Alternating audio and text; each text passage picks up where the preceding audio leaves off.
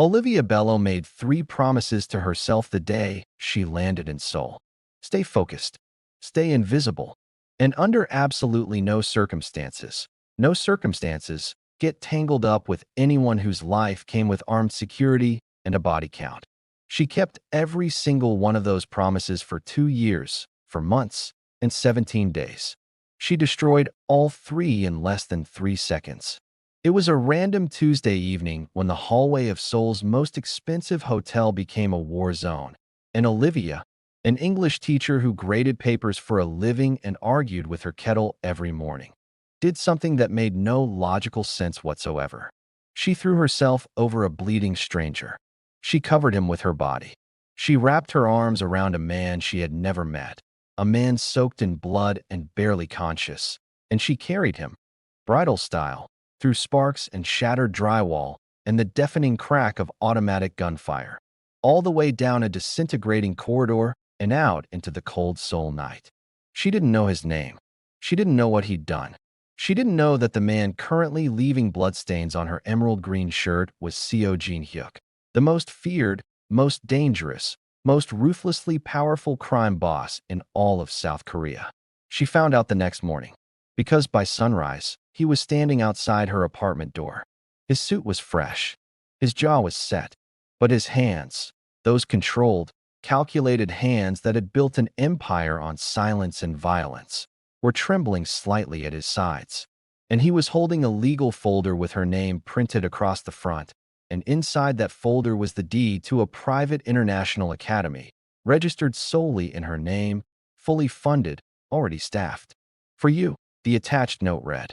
Because you chose not to leave me. Olivia stood in her doorway in her house slippers and stared at him for a long time. Then she said, "You need to leave before I call someone." And he said, "There is no one in this city you could call who doesn't already work for me." That was the beginning, not of a fairy tale, not of anything clean or simple or safe. This is the story of a Black American educator who followed the rules her whole life, and a Korean syndicate boss who had never followed a single one, and the impossible, violent, deeply human thing they built together when the world they both knew came apart at the seams. Some split-second decisions don't just interrupt your life. They walk through your door the next morning and rewrite it entirely. Subscribe to see how this unfolds, and drop a comment telling me where you're watching from. I would love to say hello to you, just to know how far our story is going. The wall exploded 3 inches from her left ear. Not cracked, not chipped. Exploded, a violent, white-hot burst of plaster and sparks that sprayed across Olivia's cheek like burning confetti, and her body made a decision her brain hadn't fully authorized yet. She dropped. She grabbed. She pulled. The man was heavy, heavier than he looked, which was saying something because he looked like he was built from expensive suits and bad decisions. And his blood was already soaking through the sleeve of her trench coat before she had fully processed what she was doing. She hadn't planned this. She had been at that hotel for one reason and one reason only. A faculty dinner for the Academy's quarterly board review, a forgettable event she had almost skipped because her marking wasn't finished and she had a full pot of jollof rice waiting at home. Instead, she was dragging a dying man down a disintegrating hallway while people with guns tried very hard to make sure he didn't survive the evening. "Move," she said to him, even though his eyes were glassy and distant, and it was genuinely unclear whether he was still processing language. "I need you to move your feet. I cannot carry all of you. I am a teacher, not a forklift." One of his feet dragged forward. It wasn't much.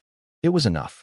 She found the service corridor by instinct. She had clocked it when she arrived, the way she always clocked exits in unfamiliar spaces, a habit left over from a version of herself she didn't talk about anymore. The door was heavy and unmarked, and it swung open without resistance. And she pulled him through it and let it slam shut behind them just as another round of gunfire tore through the main hallway wall. The service elevator was slow. Agonizingly, insultingly slow, the kind of slow that made her want to have a serious conversation with hotel management. Except that hotel management was presumably currently hiding under a very expensive desk somewhere, so that conversation would have to wait.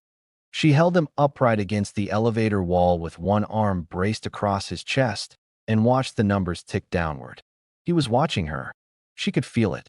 His eyes had sharpened slightly, some animal survival instinct cutting through the shock, and he was looking at her face with an expression she couldn't name. Something between confusion and something rawer than that. Something that didn't belong on the face of a man in a $10,000 suit. "Who are you?" he said. His Korean was low and rough at the edges. "Nobody," she said, in Korean, because she had been living in Seoul for over 2 years, and she had not spent those 2 years being useless. "I'm nobody, and you are going to pretend you never saw me." He said nothing to that. She chose to interpret his silence as agreement. The basement access led out into a vehicle tunnel. Delivery bays, linen carts, the practical, unglamorous skeleton that kept a luxury hotel running. She got him to a recessed alcove behind a row of parked catering vans and sat him down against the concrete wall and unzipped her bag with hands that were steadier than they had any right to be. She was a teacher. She kept a first aid kit in her bag the way some people kept mints, automatically, without thinking, because someone always needed a plaster or a bandage clip or antiseptic wipes, and nobody else in a school ever seemed to remember to bring them. She worked through what she could see. A deep graze along his left side where the bullet had kissed rather than claimed him, a secondary cut above his brow from flying debris, bruising across his ribs that would make itself known properly in about 6 hours. She cleaned what she could. She covered what she could. She worked in silence, and he watched her in silence, and the distant sound of sirens began filtering down through the building above them. "There is a gray parking structure 3 blocks east," he said quietly. "Tell the attendant on level 2 that Jong sent you. They will give you a vehicle, and they will not ask questions." She looked at him. "And you?" "I have people coming." She should have left immediately. She understood that. She stood up and repacked her first aid kit with clean, efficient movements, and she looked at him one more time. This stranger with blood on his expensive shirt and calm in his ruined eyes. And she said, "Don't bleed on anything else," and she walked away. She did not look back. She told herself that was a choice. She found out his name 4 days later. Not because he told her, because she made the catastrophic error of describing the incident to a colleague, vaguely, carefully, leaving out every identifying detail. And her colleague went very still and very quiet and pulled up a photograph on her phone and said, in a whisper that carried the particular weight of genuine fear, "Did he look anything like this?" Olivia looked at the photograph for a long time. Then she went home and sat on her kitchen floor for 20 minutes, which was not something she typically did, but which felt like the appropriate response to discovering that the man she had carried out of a war zone was Seo Jin-hyuk, whose name appeared in the kind of news articles that were written very carefully by journalists who wanted to continue existing. She decided the sensible thing to do was nothing. Say nothing. No nothing. Carry on marking her Year 3 students' reading comprehension exercises and forget the entire evening had ever happened. He appeared at her door on a Thursday morning at 7:45, which was 11 minutes before she typically left for work. He looked completely different from the man she had propped against a concrete wall in a hotel basement. The suit was charcoal and immaculate. The hair was set and controlled. He was standing with the kind of stillness that powerful people learn. The stillness that communicates that the world moves around them, not the other way around. There were 2 men behind him in the hallway who were doing their level best to look like ordinary people and failing entirely. Olivia looked at him through the gap in her door and said, "No, I haven't said anything yet. You don't need to. Whatever it is, no." He considered this. "I wanted to express my gratitude." Expressed. Goodbye. She started to close the door. His hand didn't move to stop her. He didn't touch the door, didn't step forward. But something in the quality of his stillness shifted, and she paused. "I know where you work," he said. "I know your department budget hasn't been reviewed in 3 cycles. I know your classroom doesn't have functioning heating on the north side, and I know your headmaster has been sitting on a resource request you submitted 8 months ago." He paused. "I'm not saying that as a threat. I'm saying it because I pay attention. You saved my life, Ms. Bello. The least I can do is pay attention." She stared at him. "How do you know my name?" "You have an employment visa. It's public record if you know where to look." A beat. "I know where to look." That's incredibly unsettling. Yes, he agreed, without any apparent discomfort. I'll be brief. Thank you. That's all I came to say. He left.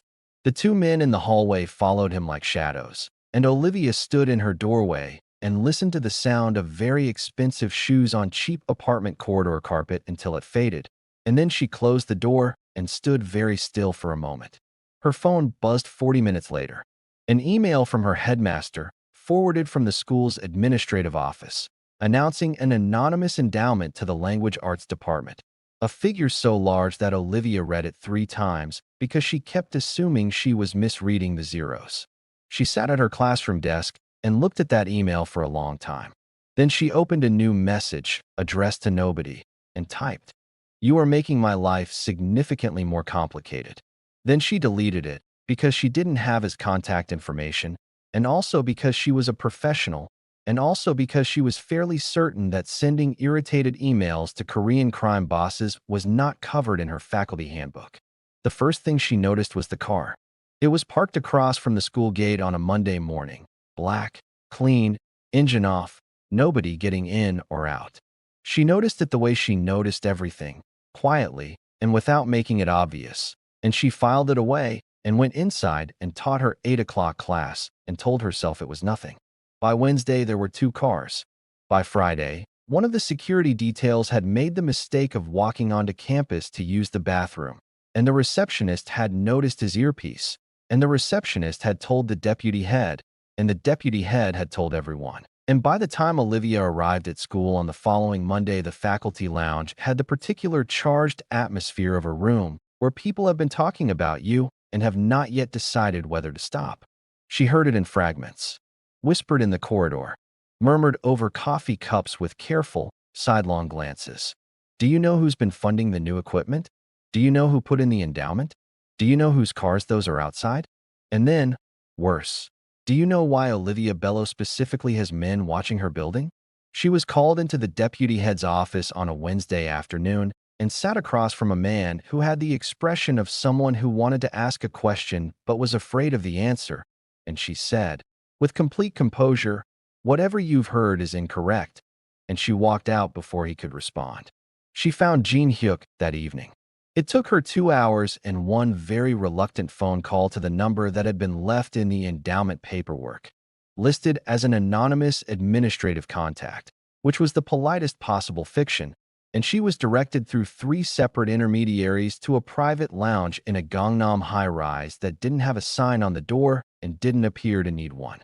He was sitting at a table by the window with a glass of something amber and a tablet displaying columns of figures, and he looked up when she walked in with the expression of a man who had been expecting her, which made her angrier than she already was. She sat down across from him without being invited and said, "Call them off." He set down his tablet. "I'm ensuring your safety. You're destroying my career." She kept her voice level with some effort. "I have colleagues who are currently questioning whether I am sleeping with a criminal to secure departmental funding, which is, and I want you to understand this clearly, not something I have ever done or would ever do, and not a reputation I can afford to have in this country on a work visa. I am an expat English teacher. I do not have a safety net. If I lose this job, I go home. And I did not come to Seoul to go home." He was quiet for a moment. Outside the window, Seoul glittered in about 30 directions at once. "The people who came for me at the hotel," he said finally, "do not leave loose ends. Then deal with them. That's your world, not mine. My world is 32 students who need their reading levels assessed before the end of term, and I cannot do that if your men are sitting outside my school making everyone think I'm a criminal." He looked at her for a long moment. There was something careful in it, something that wasn't calculation, exactly, but was adjacent to it, like he was measuring something that didn't have a standard unit. "Give me 2 weeks," he said. 1. Another pause. Then, quietly, 1 week. She stood up. "Thank you." She picked up her bag. "And the cars stay on the street. Not on campus. Non-negotiable." She didn't wait for his agreement. She walked out, and the door closed behind her, and she took the elevator down 17 floors and stepped out into the cold Seoul night, and stood on the pavement and breathed very carefully until her hands stopped being annoyed. She was not afraid of him. She thought about that on the subway home. She should have been afraid. Every rational instinct she possessed said she should have been afraid. And yet something in the way he watched her, not with possession, not with threat, but with a quality of attention she could only describe as startled, like a man who had looked up and found the sky a different color than he remembered, made the fear sit further away than logic could entirely explain. She marked her students' essays until midnight and did not think about it further. Kang Min-jae watched the security footage of that conversation 3 times. He had access to most things. That was the nature of his position, the practical reward for 17 years of quiet, methodical loyalty. He sat behind his desk in the executive suite 2 floors above Jin Hyuk's, and he watched the footage of his employer sitting across from a foreign schoolteacher in a high-rise lounge. And he watched Jin Hyuk's face in a way that Jin Hyuk himself would never have allowed if he'd known he was being observed. What he saw was useful. Min-jae was not a man who operated on emotion. He had long ago metabolized everything personal into something functional, which was why he had survived this long in an industry that ate sentiment for breakfast. He had watched Jin Hyuk for 17 years, had cataloged every weakness and every tell with the patient precision of a man who understood that information was the only currency that didn't devalue. Jin Hyuk had no weaknesses. That had always been the problem. Until now. Min-jae closed the footage window and opened a different file. A set of encrypted account records spread across 4 shell corporations and 3 offshore jurisdictions, all of them pointing, if you looked carefully enough, directly back at him.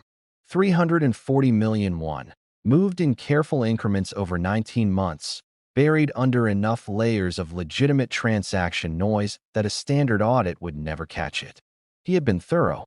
He was always thorough. But thorough was no longer sufficient. Jin Hyuk was distracted, yes, usefully, visibly distracted, but a distracted Jin Hyuk was still the most dangerous man in any room he occupied, and Min-jae had not spent 17 years surviving on the strength of good luck. He needed the window to be wider. He needed the distraction to become something more permanent. He made 2 phone calls that evening. The first was to a financial contact in Busan who handled the kind of paperwork that didn't officially exist.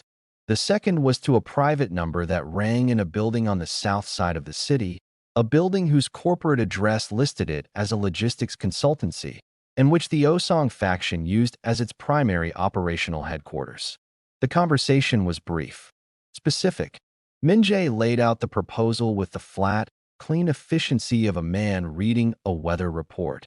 Jin Hyuk's patterns, his schedule for the following fortnight, the security gaps that Min-jae had spent months quietly engineering.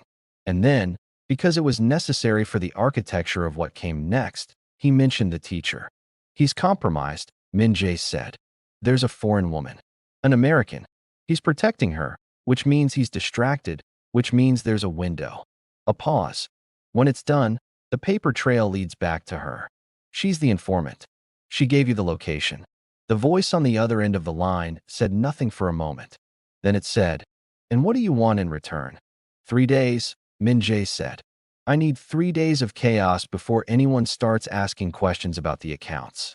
That's all." He ended the call and straightened his cuffs and poured himself a glass of water and sat for a while in the particular silence of a man who has just made an irreversible decision and has chosen not to feel it yet. He did not think about the teacher. She was a variable. Variables were accounted for or they were eliminated. He felt nothing about that in either direction, which was, he had always believed, his greatest professional strength. The elders called the meeting on a Tuesday. Jin Hyuk received the notification at 6 in the morning.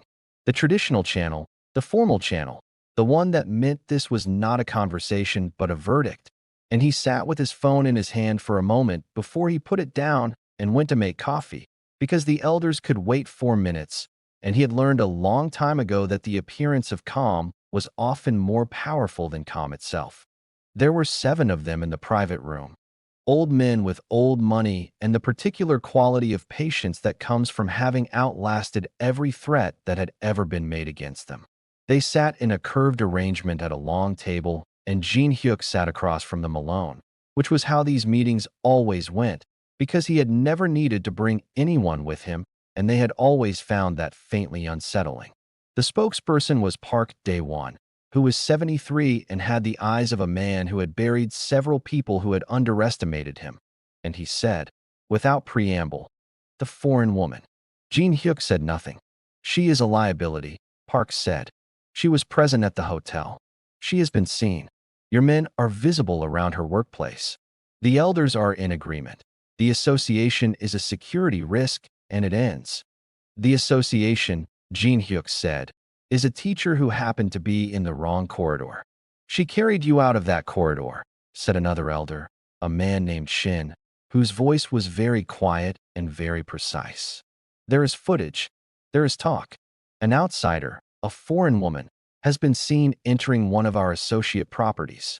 She has been connected to you publicly enough that questions are being asked in places where questions are dangerous." A pause. "She must be removed from the equation." The word removed sat in the room between them. "Define your terms," Jin Hyuk said. Park met his gaze without flinching. "You have 1 week to ensure that the woman is no longer in Seoul, no longer associated with any entity connected to this organization, and no longer in a position to become a point of leverage against you. If you cannot demonstrate that, the elders will manage the situation directly."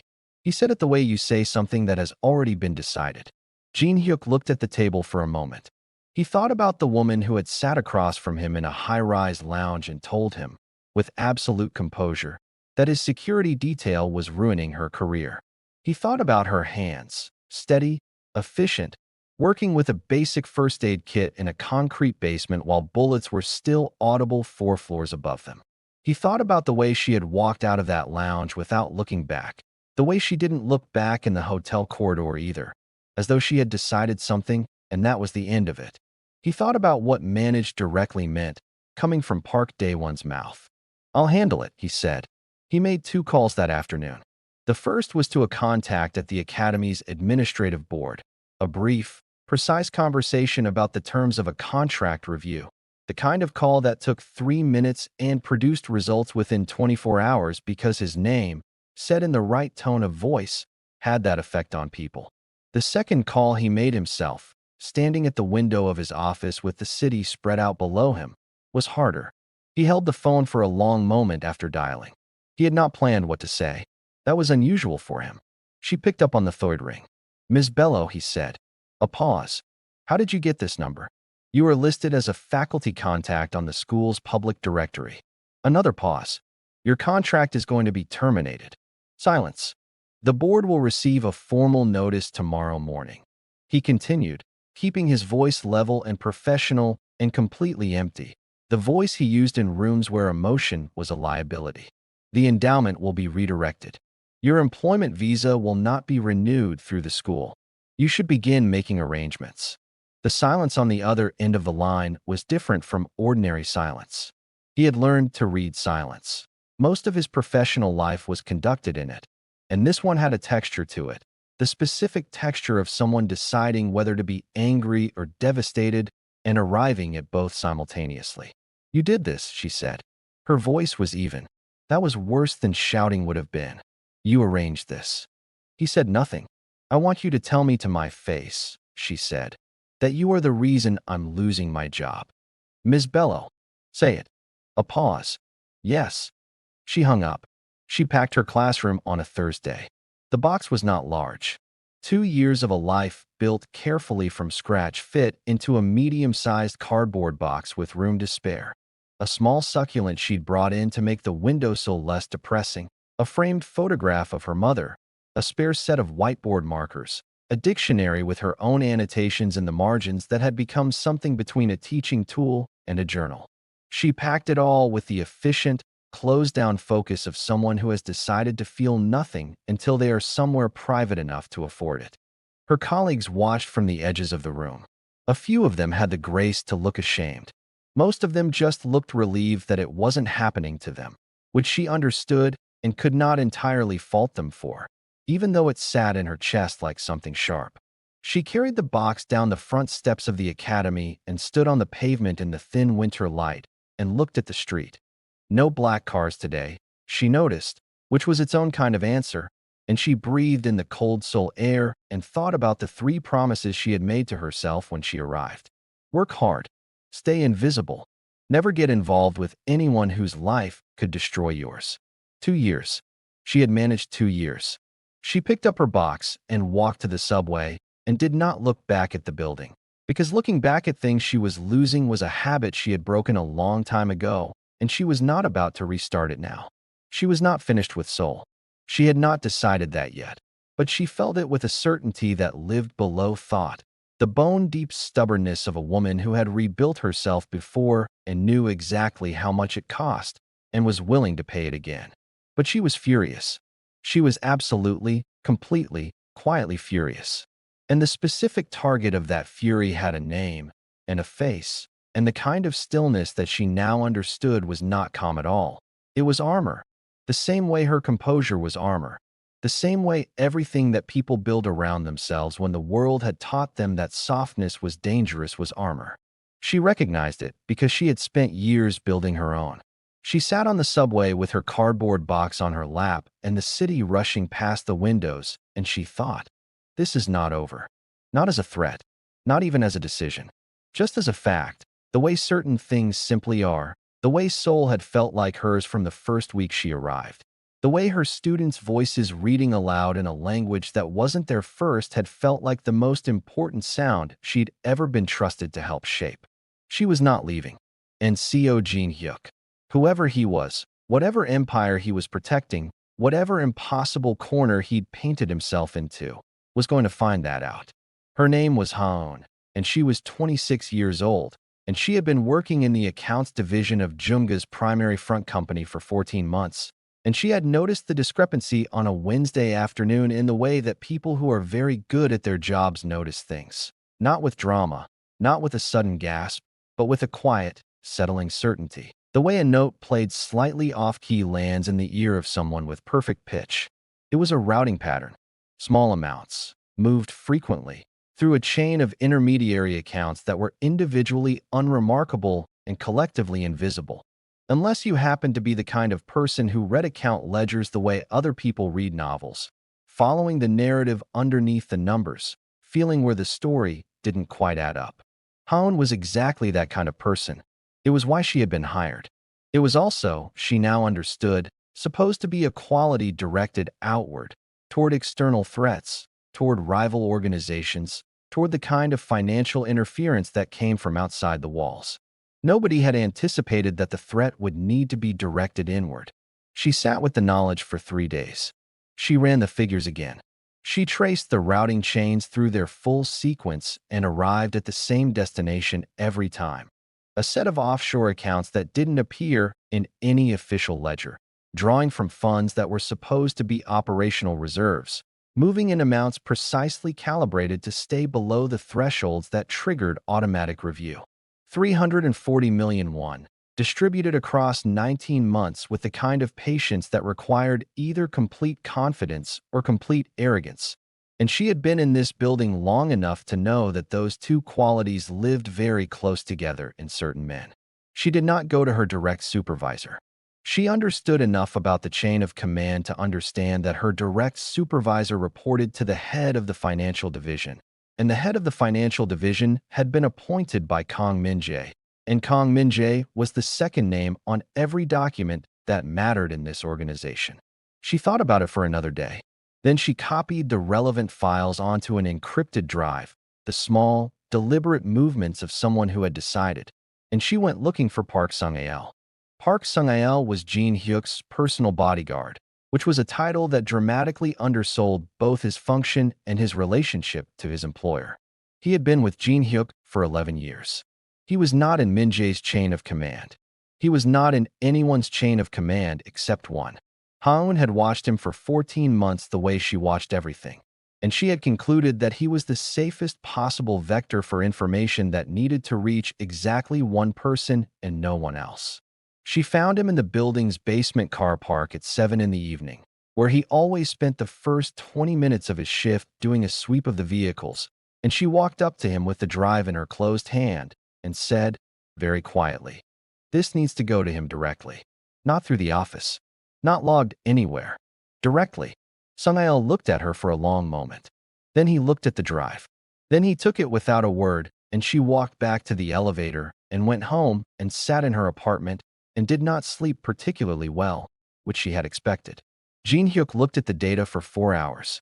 He did it alone, in his private office with the door locked and his phone face down on the desk, working through the files with the same methodical focus he applied to everything, stripping away the surface, following the structure underneath, asking the same question at every layer. What is this actually saying? What it was actually saying was this. His second-in-command had been stealing from him for the better part of 2 years. The money was significant. The architecture was sophisticated.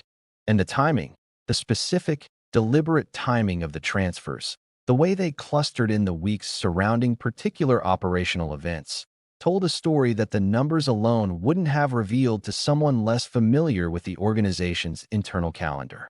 He sat back. He looked at the ceiling. He thought about the hotel corridor and the gunfire and the specific question he had asked himself in the days following. Not who had done it, because the Osong faction's involvement had been obvious from the first forensic sweep, but how. How they had known where he would be. How they had known the security formation. How the timing had been precise enough to catch him in a bottleneck with his primary detail out of position. He had not answered that question. He had filed it, the way you file things that don't have answers yet, knowing the answer exists somewhere and will eventually surface. It had surfaced. 14 months of financial records, and buried inside them like a signature. The week of the hotel ambush, an outgoing transfer to a Busan account that had no legitimate operational justification. Not large. Deliberately not large. The size of something designed to look administrative.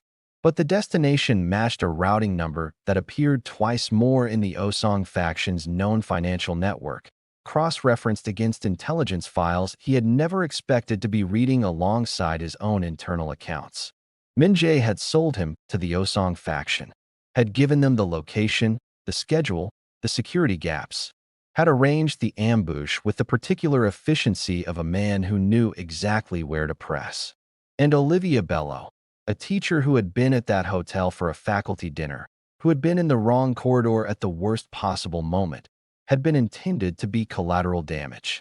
Untraceable, unremarkable, a foreign woman caught in what would have looked, from the outside, like a turf dispute. Except she hadn't been collateral damage. She had made a choice in a hallway and changed the outcome. And then Min Jae, watching the aftermath, watching Jin Hyuk's response, had done something colder still, had taken her presence, her visibility, her entirely innocent association with Jin Hyuk, and had weaponized it. Had used it to manufacture the elder's anxiety. It had used it to create a crisis that pulled attention away from his accounts at exactly the moment they needed to be invisible. He had used her twice, without touching her, without her ever knowing she was being used at all. Jin Hyuk sat with that for a long moment. Then he picked up his phone and made a call, and his voice, when he spoke, was very quiet and very level, which was the tone that the people who worked for him had learned to find significantly more alarming than shouting. "Find Min Jae," he said. "Tell him I want a meeting. Tonight." Min Jae's office was on the 14th floor, and the building was mostly empty by 10 in the evening, which was not an accident. Jin Hyuk had timed his arrival with precision, late enough that the administrative staff were gone, early enough that the security rotation hadn't yet completed its handover.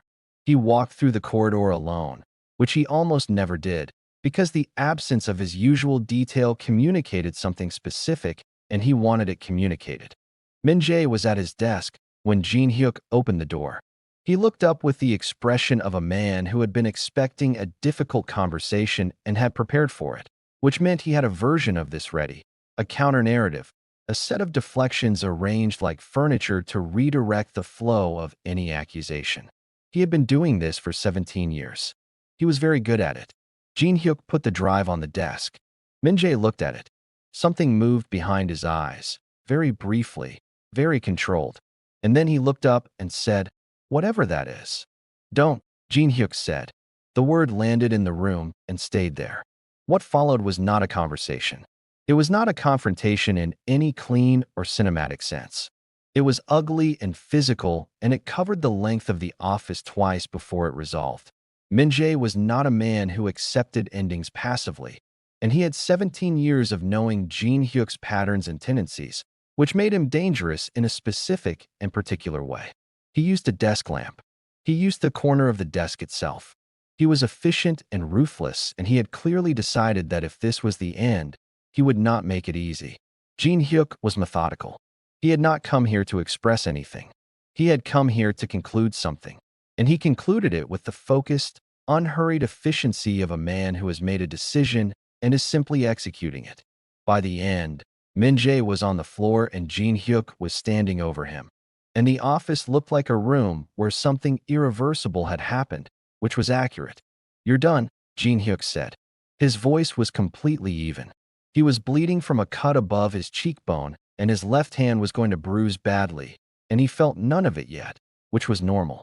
"The accounts are frozen. The Busan connection is burned. The Osong transfer records have been copied and distributed to 3 separate locations. If anything happens to me in the next 72 hours, those records surface." He paused. "You'll be collected in the morning. Don't make it complicated." He walked out of the office and down the 14 floors, because the elevator felt like the wrong choice, and he walked out into the street and stood in the rain for a moment. It had been raining since evening, the heavy, relentless kind that turned Seoul's lights into watercolor smears. And he looked at the city, and then he got into his car. He did not go home. He knew she hadn't left. He had checked, quietly, through channels that didn't require him to explain why he was checking. And she was still in Seoul, still in her apartment, which was either stubbornness or defiance or both. And either way, it was exactly what he should have expected from a woman who had carried him out of a gunfight on principle. It was past midnight when he rang her buzzer. The rain was coming down hard, and he had not brought an umbrella, which was not a strategic choice so much as an oversight, and he stood in the street outside her building looking, he was fairly certain, nothing like the person he usually was in the world. The intercom crackled.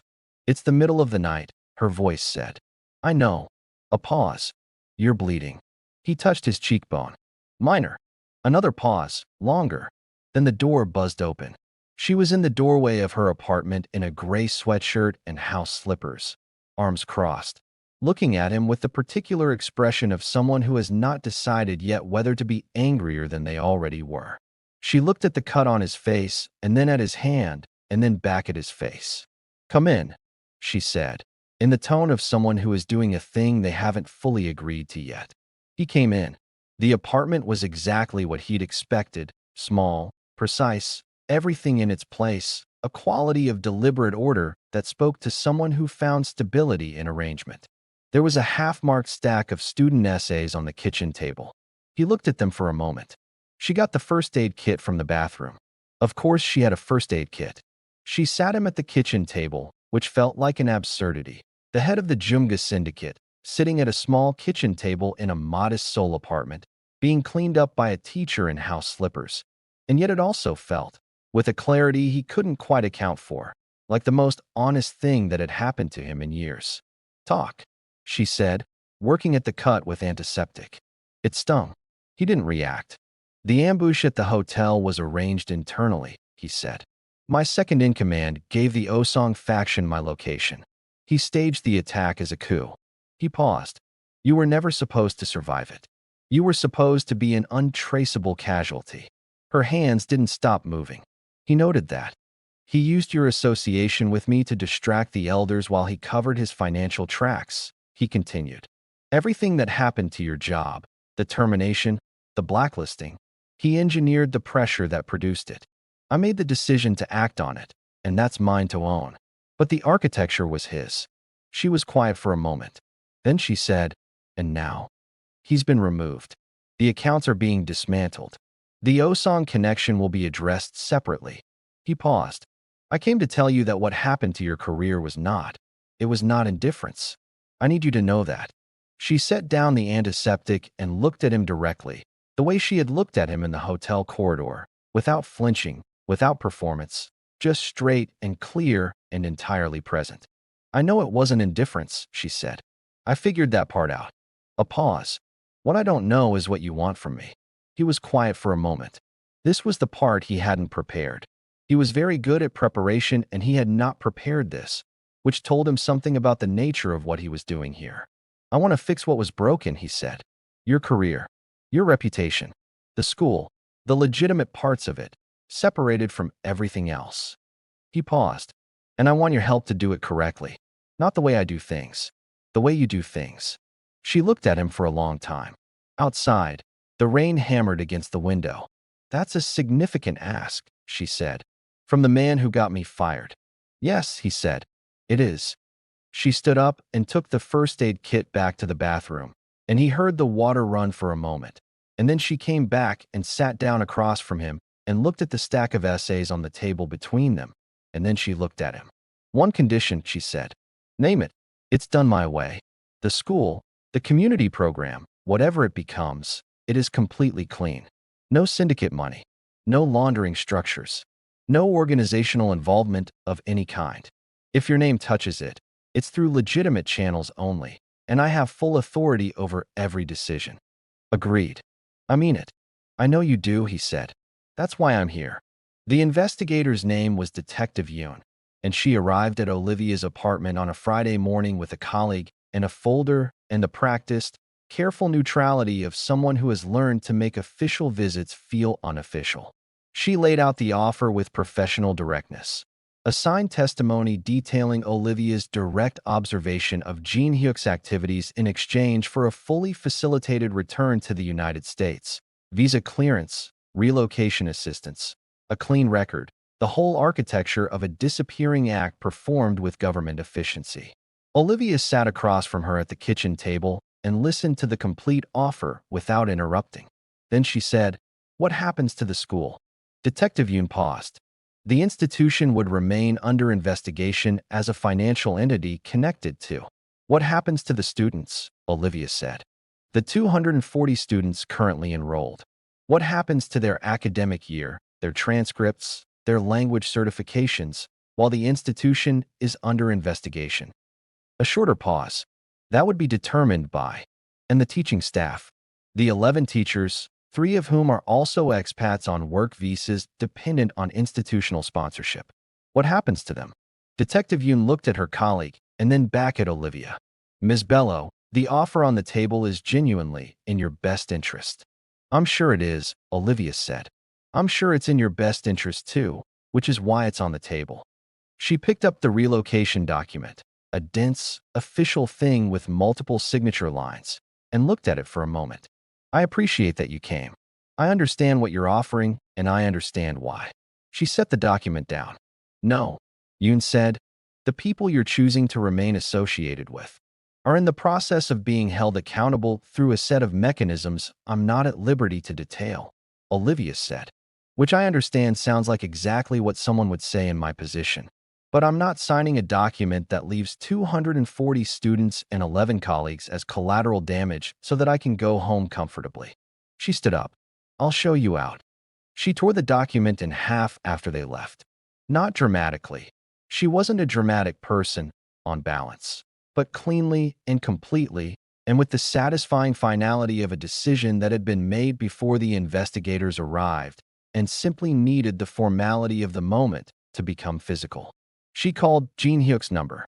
He picked up on the second ring. I had a visit, she said. I know. A pause. I'm sorry. Don't be. I said no. She sat down on the edge of her sofa. But I need this to move faster. Whatever you're doing on your end, I need it to move faster. I have people whose livelihoods are sitting in the middle of this, and I am not willing to watch them absorb the collateral. The Osong situation will be resolved within the week, he said. After that, the financial restructuring can begin properly. Define resolved. A pause. Conclusively, he said.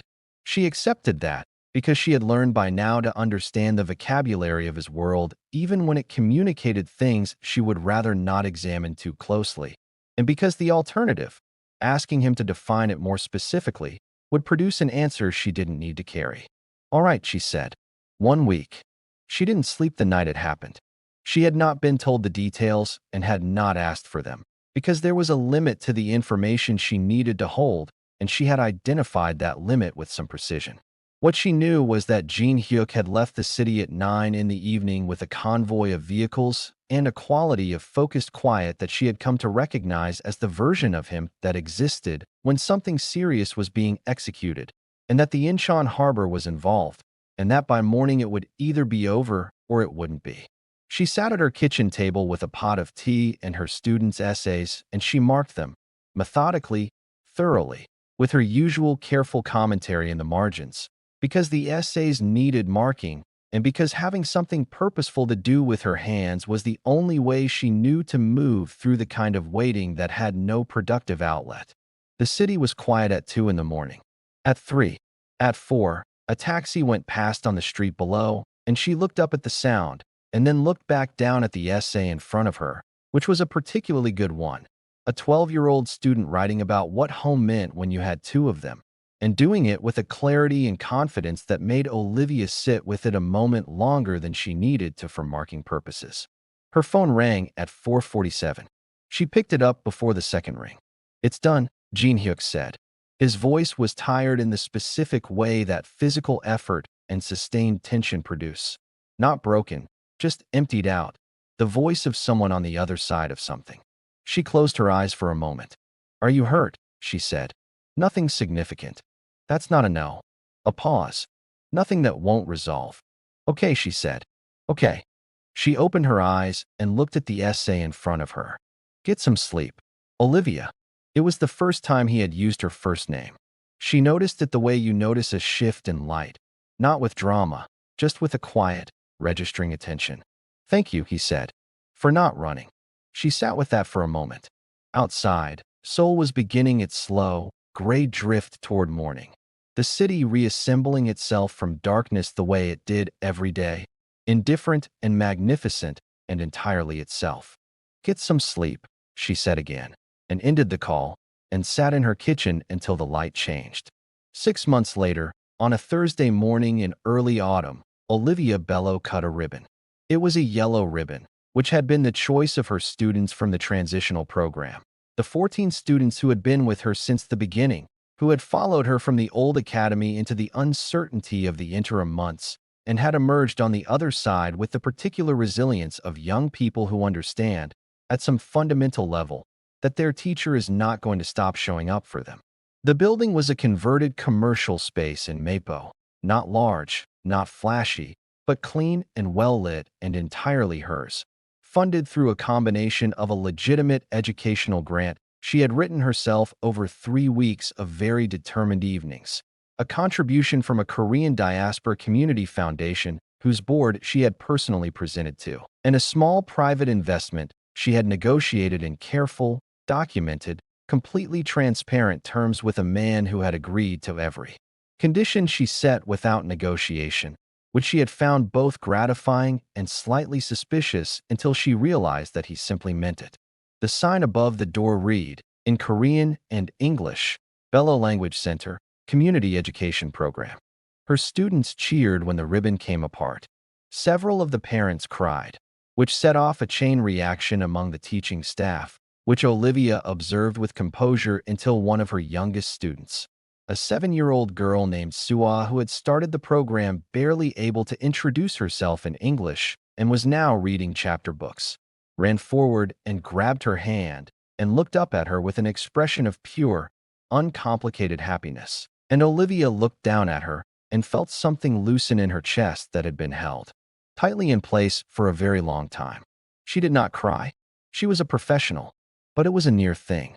That Sunday evening, the city was doing what it did best, glittering in about 30 directions at once, the Han River catching the last of the light, the mountains in the distance holding the sky up at its edges. They were on the balcony of an apartment that was significantly nicer than hers and had a view that justified the floor-to-ceiling windows. And she had brought jollof rice because she had made too much, which was always true, and he had accepted it with the particular careful gratitude of a man who had learned that refusing things Olivia Bello offered was a battle he was not equipped to win. He was on the phone when she came out onto the balcony. A brief call, clipped and professional, the language of someone managing a transition from one kind of empire to another. The Jumgo organization was not what it had been 6 months ago. She didn't know all the details and had not asked for all the details, but she knew enough. The street-level operations were gone. The front corporations were being dissolved or legitimized or handed off, and what remained was being rebuilt into something that would take years to complete and would look, eventually, like something that had always existed in the daylight. It was not a clean transformation. She had no illusions about that. The past did not dissolve because the future had changed direction. But she had spent enough of her own life understanding what it meant to rebuild from something broken to mistake the difficulty of it for impossibility. He ended the call and stood beside her at the railing, and they looked at the city together for a while without talking, which was a thing they had gotten comfortable with. The particular ease of silence between two people who don't need to fill it. Suwa read her first full chapter book this week. Olivia said eventually. You told me. I'm telling you again because it deserves to be told twice. He looked at her sideways, and she caught the edge of something on his face that he had stopped trying to hide. Not entirely, not always, but in moments like this one, when the city was doing its evening thing and there was nobody watching who needed to see a different version of him. The grant panel wants a second proposal, she said. They're interested in expanding the community program to a second location. You'll do it. I haven't decided yet. You've already written the outline, he said. You do that before you decide. You've done it every time. She looked at him. You're annoyingly perceptive. I pay attention, he said. You said that was unsettling. It's less unsettling now, she said. Marginally. The city below them moved and hummed and went about its business, entirely unconcerned with the two of them on the balcony. A teacher and a man who had spent most of his life being something else, standing at the edge of a Sunday evening, looking at whatever came next. She had not planned this. She had planned Seoul, and the teaching, and the quiet, careful life she'd been building for 2 years before a hotel corridor went to pieces and rearranged everything. But she had learned, and this was the thing, the actual thing, the one she couldn't have told you before that Tuesday evening when the walls started sparking. She had learned that the most significant things were never the ones you planned for. They were the ones you made a choice about in 3 seconds with bullets in the wall and a stranger bleeding at your feet, and then spent the rest of the time figuring out what that choice had meant. She looked at the city. She thought about Suwa and the chapter book. She thought about the yellow ribbon and the grant proposal already outlined in her notebook and the 11 colleagues who had found their way back to steady ground and the 240 students who had simply continued, the way young people do, absorbing the turbulence and arriving on the other side of it still curious and still present and still reaching for language like it was something they could hold. She thought that some split-second decisions don't just interrupt your life. They walk through your door the next morning and rewrite it entirely.